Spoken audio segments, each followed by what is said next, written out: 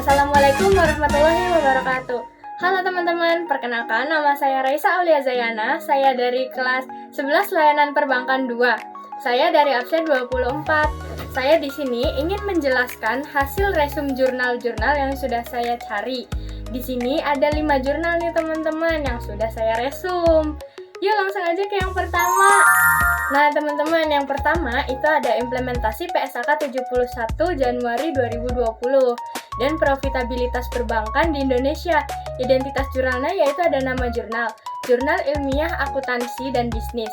Penulisnya Ketut Tanti Kustina dan I Gusti Putu Ngurah Alif Putra. Tahun terbitnya 2021. Nah, halamannya dari halaman 44 sampai 52, yaitu sekitar 9 halaman, teman-teman. Nah, apa aja sih isi dan penjelasan jurnalnya? Nah, PSAK 71 mulai diterapkan pada 1 Januari 2020 sebagai pengganti PSAK 55, teman-teman. Perubahan utama dalam PSAK 71 adalah metode pencadangan kerugian kredit menggunakan konsep expected credit loss atau ECL atau kerugian kredit ekspektasian, teman-teman. Nah, sebelum PSAK 71, bank hanya mencatat cadangan jika kredit benar-benar bermasalah. Setelah PSAK 71 diterapkan, bank harus memperkirakan kemungkinan kerugian sejak awal pemberian kredit, teman-teman. Nah, ada tujuan penelitiannya, yaitu mengetahui apakah terdapat perbedaan profitabilitas bank sebelum dan sesudah penerapan PSAK 71. Terus di sini ada metode penelitian, yaitu menggunakan metode kuantitatif. Teknik analisisnya yaitu Pirate Simple T-Test. Objek penelitiannya yaitu Bank BUMN di Indonesia. Hasil penelitiannya yaitu menunjukkan terdapat penurunan profitabilitas bank setelah penerapan PSAK 71. Karena apa sih, Kak? Karena CKPN meningkat, beban pencadangan kredit bertambah, laba bersih bank menurun. Nah, teman-teman, kita sampai di kesimpulan yang pertama nih, yaitu PSAK 71 membuat perbankan lebih berhati-hati dalam menyalurkan kredit karena bank harus menyiapkan cadangan kerugian yang lebih besar, teman-teman. Walaupun laba bank menurun, penerapan standar ini membuat laporan keuangan lebih realistis dan transparan, teman-teman. Lanjut ke yang kedua yuk. Deskripsi pergerakan nilai CKPN, NPL, dan KAR bank pasca penerapan PSAK 71, teman-teman. Nah, di sini ada identitas jurnalnya. Nama jurnalnya yaitu Jurnal Akuntansi Keuangan dan Perbankan. Penulisnya yaitu ada Elda Victoria Sinaga, Dimas Ramananda, dan Supatmi. Tahun terbitnya yaitu 2023.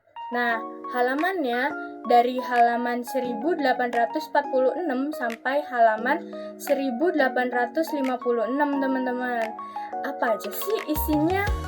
Nah, yaitu perubahan kondisi keuangan bank setelah penerapan PSAK 71 dengan fokus kepada CKPN, yaitu cadangan kerugian penurunan nilai, NPL, non-performing loan. Lalu ada KAR, yaitu Capital Adequacy Ratio, penelitian pada bank umum konvensional di Indonesia. Tujuan penelitiannya apa sih? Mengetahui perubahan nilai CKPN, NPL, dan KAR setelah penerapan PSAK 71, teman-teman. Metode penelitiannya apa, Kak? Mereka menggunakan analisis deskriptif. Penelitiannya yaitu Bank Konvensional Indonesia.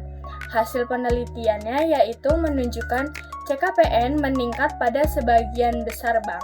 NPL juga mengalami kenaikan, KAR mengalami penurunan pada banyak bank. Hal tersebut terjadi karena meningkatnya cadangan kerugian kredit yang harus dibentuk bank, teman-teman. Nah, kita sampai di kesimpulan yang kedua, teman-teman. Nah, kesimpulan yang kedua itu ada penerapan PSAK 71 berdampak langsung terhadap kesehatan perbankan. Bank menjadi lebih siap menghadapi resiko kredit, tetapi modal dan profitabilitas menjadi lebih tertekan, teman-teman. Lanjut ke yang ketiga yuk. Itu ada Intellectual Capital Performance sektor perbankan di Indonesia. Identitas jurnalnya yaitu ada Jurnal Akuntansi dan Keuangan, Penulisnya yaitu Ihyaul Ulum, tahun terbitnya yaitu 2009, halamannya 77 sampai 84, teman-teman. Nah, isi dan penjelasannya yaitu ada pentingnya intelektual kapital atau modal intelektual dalam dunia perbankan. Modal intelektual meliputi pengetahuan karyawan, kemampuan manajemen, teknologi perusahaan, sistem informasi.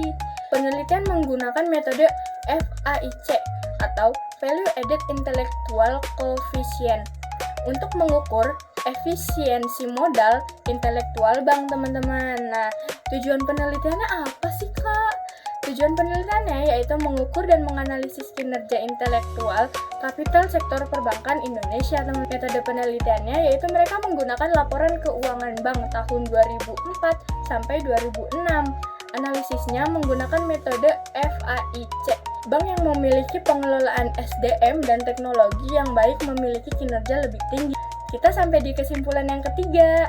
Nah, kesimpulan yang ketiga tuh apa sih, Kak? Jadi, kesimpulan yang ketiga yaitu kesuksesan bank tidak hanya ditentukan modal uang, teman-teman, tetapi juga kualitas sumber daya manusia, teknologi, dan sistem informasi yang dimiliki bank.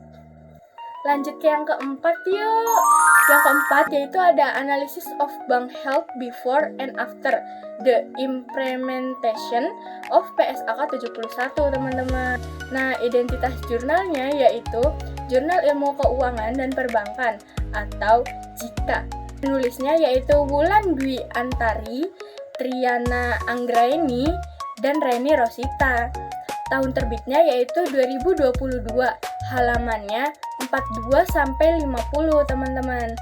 Nah, isi dari jurnal tersebut adalah membahas tingkat kesehatan bank sebelum dan sesudah penerapan PSAK 71 menggunakan metode RGEC, teman-teman. Nah, dari RGEC itu yaitu R, risk profile, lalu yang G itu ada good corporate dan governance. Nah, yang E-nya itu ada earnings, yang C-nya ada kapital. Tujuan penelitiannya yaitu mengetahui apakah terdapat perbedaan kesehatan bank sebelum dan sesudah PSAK 71. Metode penelitiannya yaitu 31 bank konvensional dan BEI, teman-teman. Nah, mereka menggunakan uji Wilcoxon-Sick Rank Test. Hasil penelitiannya yaitu menunjukkan terdapat perubahan tingkat kesehatan bank setelah penerapan PSAK 71, terutama pada penurunan laba, perubahan rasio modal, dan peningkatan resiko kredit, teman-teman. Nah, kesimpulannya yaitu PSAK 71 membuat bank lebih disiplin dalam mengelola resiko kredit, sehingga kesehatan bank menjadi lebih terstruktur secara realistis, teman-teman. Lanjut ke yang kelima yuk.